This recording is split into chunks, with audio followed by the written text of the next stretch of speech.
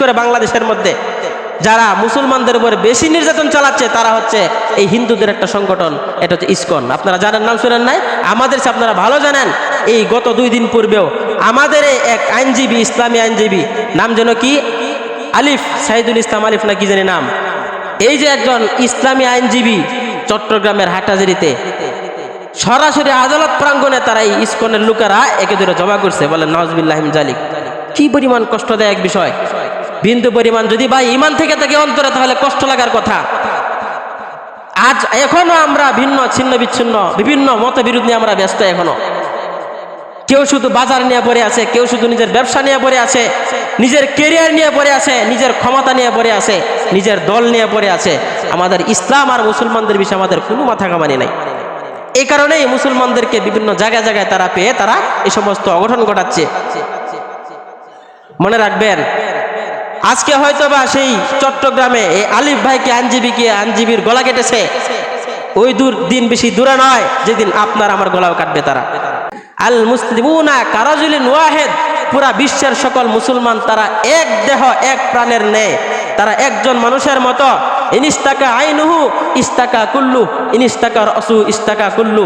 পুরা বিশ্বের সকল মুসলমান এক, তারা ভাই ভাই। যদিও আমাদের বিভিন্ন দেশের রাষ্ট্রীয় কিছু বাধা রয়েছে, আমাদের কিছু সীমানা আছে, বর্ডার আছে, কিন্তু এই সমস্ত কাঁটাতার আমাদের অন্তরের মধ্যে যে একটা মোহাব্বত আর একাত্মতা আছে, এটাকে তারা ভাঙতে পারবে না। কারণ পুরা বিশ্বের সকল মুসলমানরা এক দেহ এক প্রাণের মতো। যদি একটা মানুষের চোখে আঘাত লাগে, চোখে ব্যথা হয়, তাহলে তার পুরা শরীর আক্রান্ত হয় কিনা বলেন? কারো যদি মাথা ব্যথা হয়, তার পুরা শরীরটা আক্রান্ত হয়ে যায়। আল্লাহর নবী বলেন, পুরা বিশ্বের সকল মুসলমান এক দেহ এক মানুষের মতো। সুতরাং বিশ্বের অপর প্রান্তে ভিন্ন একটা দেশে যদি কোনো মুসলমান নির্যাতিত হয়, তারা জুলুমের শিকার হয়, অবশ্যই আমাদের মনে সেটার ব্যথা লাগতে হবে, নয়তো আপনার ইমানের মধ্যে সমস্যা আছে। আমরা আমাদের প্রিয় নবী মুহাম্মদ সাল্লাল্লাহু আলাইহি সাল্লামকে না মেনে আমাদের আদর্শ, আমাদের আইডল, আমাদের আইকন বানিয়ে নিয়েছি বিধর্মীদেরকে। বিভিন্ন ক্ষেত্রে আমাদের পোশাকাদি, আমাদের চালচলন, আমাদের যে এই বডি ফিগার, সব কিছুর ক্ষেত্রেই খাবার দাবার সহকারে সব কিছুতে আমরা চালচলন বেশভূষা সহকারে সব কিছুর মধ্যে আমরা বিধর্মী ইহুদি খ্রিস্টান আর হিন্দুদেরকে আমরা আমাদের আদর্শ আর মানুষ বানায় রাখছি আমরা। তো দেখা যায়, মনে করেন এই যে যখন বিভিন্ন খেলার সময় হয় না, জাতীয় পর্যায়ে আন্তর্জাতিক পর্যায়ে বিভিন্ন খেলাধুলা হয়, ক্রিকেট ফুটবল, এই সময় দেখা যায় হায় রে যুবক ভাইরা, মুসলমানের ঘরের সন্তান তারা, কিন্তু তাদের লেবাস, তাদের মাথা থেকে পা পর্যন্ত তাকাইলে বোঝা যায় না সে একজন মুসলমানের সন্তান। ওই যে বিভিন্ন দেশ, এই কি বলে আর্জেন্টিনা, ব্রাজিল সহকারে যেগুলো যেগুলো আছে, এই ক্রিকেট খেলার বিভিন্ন দেশ আছে, এদের বিভিন্ন এই খেলোয়াড়দের মতো তাদের চেহারা সুরত, তাদের চুল সহকারে তাদের পোশাকাদি সব একভাবে তাদের মতো রঙিন হয়ে যায় তাদের শরীর। শুধু এতটুকুই সীমাবদ্ধ নয়, বর্তমানে বিভিন্ন ক্ষেত্রে আমাদের চিন্তা চেতনার ক্ষেত্রেও, আমরা চাল চলনের ক্ষেত্রেও আমরা বিধর্মীদেরকে আমরা বন্ধুরূপে গ্রহণ করেছি। মনে রাখতে হবে একটা কথা, বিধর্মী যারা আছে, হিন্দু ইহুদি খ্রিস্টান, তাদেরকে বন্ধুরূপে গ্রহণ করা যাবে না। তাদের সাথে বন্ধুসুলভ কোনো আচরণ করা বৈধ নয়। হ্যাঁ, তাদের সাথে লেনদেন করা যাবে। মুআমালা এক জিনিস আর বন্ধুত্ব আর এক জিনিস। মুআমালা মানে হচ্ছে লেনদেন, লেনদেন করার ক্ষেত্রে বিধর্মীদের সাথে বৈধ আছে। হ্যাঁ, বাজার সদাই করার ক্ষেত্রে বৈধতা আছে, রুখসত অনুমতি আছে, কিন্তু বন্ধু হিসাবে তাদেরকে গ্রহণ করা যাবে না। এই কথাটা আমার কথা নয়, এই কথাটা আল্লাহ পাক রব্বুল আলামিন সূরা আলে ইমরানের 28 নম্বর আয়াতের মধ্যে আল্লাহ তাআলা বলেন, লা ইয়াত্তাখিযুল মুমিনুনাল কাফিরিনা আউলিয়া মিন দুনিল মুমিনিন। কোন মুমিন কোন কাফেরদেরকে, কাফের কারা? মুসলমান ছাড়া বাকি যারা রয়েছে সবাই তারা হচ্ছে কাফের। সে হিন্দু হোক, ইহুদি হোক, খ্রিস্টান হোক বা নাস্তিক হোক, যে কোনো ধর্মেরই হোক না কেন, ইসলাম ছাড়া, মুসলমান ছাড়া বাকি সবাই হচ্ছে আমাদের দৃষ্টিতে কাফের। আল্লাহ তাআলা বলেন, লা ইয়াত্তাখিযুল মুমিনুনাল কাফিরিনা আউলিয়া। কোন মুমিন কোন কাফেরদেরকে তাদের বন্ধুরূপে গ্রহণ করতে পারে না। এরপরে আল্লাহ তাআলা বলেন, ওয়া মান ইয়াফআল যালিকা ফালাইসা মিনাল্লাহি ফি শাই। আমার এই আদেশ শোনার পরে, আমার এই কথা শোনার পরেও যেই ব্যক্তি এই কাজটা করবে, অর্থাৎ বিধর্মীদেরকে তারপরেও যারা বন্ধু এবং অভিভাবক হিসাবে গ্রহণ করবে, আল্লাহ তাআলা বলেন আমি আল্লাহর কাছে তাদের কোনো অংশ নাই। বলেন নাউজুবিল্লাহ। তাহলে এই সমস্ত বিধর্মীদেরকে আমরা বন্ধুরূপে গ্রহণ করা থেকে বিরত থাকবো। আমাদেরকে বিধর্মী যারা আছে তারা আমাদেরকে বিভিন্ন লোভ লালসায় ফেলে, দুনিয়াবি বিভিন্ন লোভ দেখিয়ে আমাদেরকে তারা বন্ধুরূপে গ্রহণ করতে চায়। বিশেষ করে আপনারা জানেন এই যে একটা বিষয় এখন বর্তমানে সবাই জানে, যাদের কাছে মোবাইল আছে, হিন্দু সনাতন ধর্মী যারা আছে তারা কিন্তু বর্তমানে মুসলিম তরুণ তরুণী, মুসলিম মেয়েদেরকে তারা, তরুণীদেরকে তারা প্রেমের ফাঁদে ফেলে, ভালোবাসার ফাঁদে ফেলে, ধোঁকায় ফেলে। তারা কি করে, তাদেরকে এই বলে যে হ্যাঁ আমি তোমাকে অনেক ভালোবাসি, তারপর তাদের সাথে বিয়ার একটা নাটক করে তাদের পেটে তারপরে বাচ্চা দিয়ে তারা চলে যায় তাদেরকে রেখে। এটা তাদের একটা মিশন, তাদের একটা এজেন্ডা, এটা তারা বর্তমানে বাস্তবায়ন করতেছে। এটা অনেক আগে থেকে এটা প্রসিদ্ধ, সবাই জানেন, আমি শুধু আজকে বললাম আর কি। এই সমস্ত বিভিন্ন ক্ষেত্রে দেখেন আমরা যেন সর্বক্ষেত্রেই বিধর্মীদের থেকে আমরা বিরত থাকতে পারি।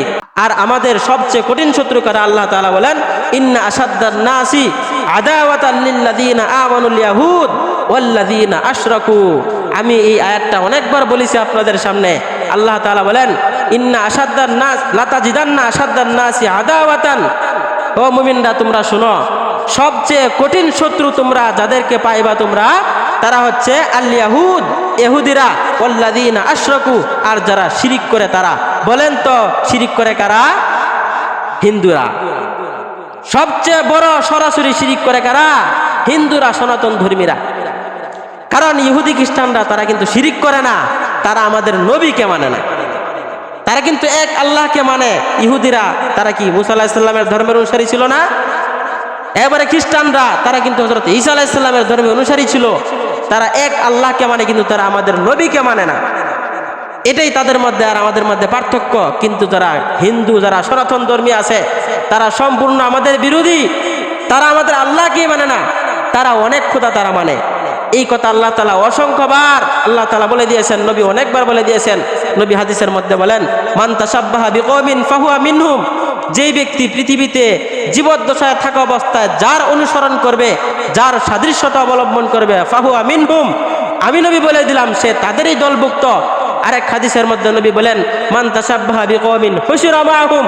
যেই ব্যক্তি দুনিয়াতে যার অনুসরণ করবে, কাল হাসরের ময়দানে তার সাথে তার হাসর বলেন নাউজুবিল্লাহ। এই কারণে আমরা সতর্ক থাকবো। দেখেন আমরা যদিও সতর্ক থাকি না, কিন্তু বিধর্মীরা কিন্তু ঠিকই সতর্ক। তারা একটা গবেষণায় দেখা গেছে, বিধর্মীরা আমাদের কিনে যে পরিমাণ গবেষণা করে, আমরা কিন্তু আমাদের নিজেদের ধর্ম নিয়েও এতটুকু গবেষণা করি না। সমস্ত ধর্মের লোকেরা, যারা প্রধান প্রধান ধর্মগুরু, তারা একত্রিত হয়ে তারা গবেষণা করে দেখেছে যে এই পৃথিবীতে, এই মহাবিশ্বে যদি কোনো কিছুকে পুরা একটা রূপকে পরিবর্তন কেউ করতে পারে কোনো জাতি, তারা হচ্ছে একমাত্র মুসলিম জাতি। কারণ তারা তাদের ইসলাম ধর্মের ক্ষেত্রে তারা এক, আল্লাহকে বিশ্বাস করার ক্ষেত্রে তারা এক, নবীকে বিশ্বাস করার ক্ষেত্রে তারা এক। তাদের কেবলা একটাই, সেটা হচ্ছে কাবাঘর। তাদের কিতাব একটা, সেটা কি? কোরআন। তারা সব কিছুতেই এক। তাদের ধর্মগুরু যারা আছে, আলেম উলামায়ে কেরাম, মুফতিয়ানে কেরাম, তারা যদি কোনো সম্মেলনের ডাক দেয়, তারা যদি কোনো কিছুর আহ্বান করে যে আমাদের ইসলামের একটা সম্মেলন হবে, আপনারা আসেন, সমস্ত মুসলমানরা তারা সব কিছু ছেড়ে দিয়ে তারা সেই মজমায়ের মধ্যে তারা অংশগ্রহণ করে। কিছুদিন আগে আপনারা দেখেন নাই, ঢাকা ওই যে কি বলে সোহরাওয়ার্দী উদ্যানে উলামায়ে কেরামদের সমাবেশ হয়েছিল। পুরা এলাকা লুকে লুকারণ্য হয়ে গেছে, জনতার ঢল নেমেছে সেখানে। কেন? কারণ সকল মুসলমান তারা এক। হাদিসের মধ্যে নবীজি বলেন আল মুসলিমুনা কারাজুলিন ওয়াহিদ। পুরা বিশ্বের সকল মুসলমান তারা এক দেহ, এক প্রাণের ন্যায়, তারা একজন মানুষের মতো। ইনিস্তাকা আইনুহু ইস্তাকা কুল্লু, ইনিস্তাকা রাসু ইস্তাকা কুল্লু। পুরা বিশ্বের সকল মুসলমান এক, তারা ভাই ভাই। যদিও আমাদের বিভিন্ন দেশের রাষ্ট্রীয় কিছু বাধা রয়েছে, আমাদের কিছু সীমানা আছে, বর্ডার আছে, কিন্তু এই সমস্ত কাঁটাতার আমাদের অন্তরের মধ্যে যে একটা মুহাব্বত আর একাত্মতা আছে, এটাকে তারা ভাঙতে পারবে না। কারণ পুরা বিশ্বের সকল মুসলমানরা এক দেহ, এক প্রাণের মতো। যদি একটা মানুষের চোখে আঘাত লাগে, চোখে ব্যথা হয়, তাহলে তার পুরা শরীর আক্রান্ত হয় কিনা বলেন? কারো যদি মাথা ব্যথা হয়, তার পুরা শরীরটা আক্রান্ত হয়ে যায়, আল্লাহ নবী বলেন পুরা বিশ্বের সকল মুসলমান এক দেহ এক মানুষের মতো। সুতরাং বিশ্বের অপর প্রান্তে ভিন্ন একটা দেশে যদি কোনো মুসলমান নির্যাতিত হয়, তারা জুলুমের শিকার হয়, অবশ্যই আমাদের মনে সেটার ব্যথা লাগতে হবে, নয়তো আপনার ইমানের মধ্যে সমস্যা আছে। কিন্তু আফসোস আর দুঃখের বিষয়, এই দুঃখটা লাগবে কিভাবে? ভিন্ন দেশে একজন মুসলমানরা নির্যাতিত হচ্ছে, ভিন্ন দেশে না, আমাদের পার্শ্ববর্তী দেশে মুসলমানরা নির্যাতিত হচ্ছে বিধর্মীদের মাধ্যমে। আমাদের কষ্ট লাগে না, কারণ কি? আমাদের ইমানের মধ্যে দুর্বলতা আছে। আমরা মসজিদ মুখী না, আমরা মাদ্রাসা মুখী না, উলামায়ে কেরাম মুখী আমরা না। যদিও আমাদের দাড়ি আছে, লেবাস আছে, দাবি করে আমরা মুসলমান, উলামায়ে কেরামদেরকে পরামর্শ দিই, এভাবে কথা বলবেন, এভাবে কথা বলবেন। বাস্তবে আমাদের ইমানের মধ্যে অনেক ঘাটতি আছে। কিছুদিন আগে আপনারা শুনেছেন, এই যে বর্তমানে পুরা বিশ্বের মধ্যে, বিশেষ করে বাংলাদেশের মধ্যে যারা মুসলমানদের উপর বেশি নির্যাতন চালাচ্ছে, তারা হচ্ছে এই হিন্দুদের একটা সংগঠন, এটা হচ্ছে ইসকন। আপনারা জানেন, নাম শুনেন নাই? আমাদের আপনারা ভালো জানেন, এই গত 2 দিন পূর্বেও আমাদের এক আইনজীবী, ইসলামী আইনজীবী, নাম যেন কি আলিফ, সাইদুল ইসলাম আলিফ না কি জানি নাম, এই যে একজন ইসলামী আইনজীবী চট্টগ্রামের হাটহাজারীতে সরাসরি আদালত প্রাঙ্গণে তারা এই ইসকনের লোকেরা একে ধরে জমা করছে, বলে নাউজুবিল্লাহ মিন জালিক। কি পরিমাণ কষ্টদায়ক বিষয়! বিন্দু পরিমাণ যদি ভাই ইমান থেকে থাকে অন্তরে, তাহলে কষ্ট লাগার কথা। আজ এখনো আমরা ভিন্ন ছিন্ন বিচ্ছিন্ন বিভিন্ন মতবিরোধ নিয়ে আমরা ব্যস্ত। এখনো কেউ শুধু বাজার নিয়ে পড়ে আছে, কেউ শুধু নিজের ব্যবসা নিয়ে পড়ে আছে, নিজের কেরিয়ার নিয়ে পড়ে আছে, নিজের ক্ষমতা নিয়ে পড়ে আছে, নিজের দল নিয়ে পড়ে আছে। আমাদের ইসলাম আর মুসলমানদের বিষয়ে আমাদের কোনো মাথা কামানি নাই। এই কারণেই মুসলমানদেরকে বিভিন্ন জায়গায় জায়গায় তারা পেয়ে তারা এই সমস্ত অঘটন ঘটাচ্ছে। মনে রাখবেন, আজকে হয়তোবা সেই চট্টগ্রামে এই আলিফ ভাইকে আইনজীবীর গলা কেটেছে, ওই দিন বেশি দূরে নয় যেদিন আপনার আমার গলাও কাটবে তারা। সুতরাং এখনই সময় একত্রিত হন, একত্রতা পোষণ করেন। সকল মুসলমানদের উচিত এক প্ল্যাটফর্মে এসে তারা তাদের দিন পালন করা, ইসলাম পালন করা এবং শুধুমাত্র ইসলাম এবং সুন্নাহ অনুযায়ী চলা।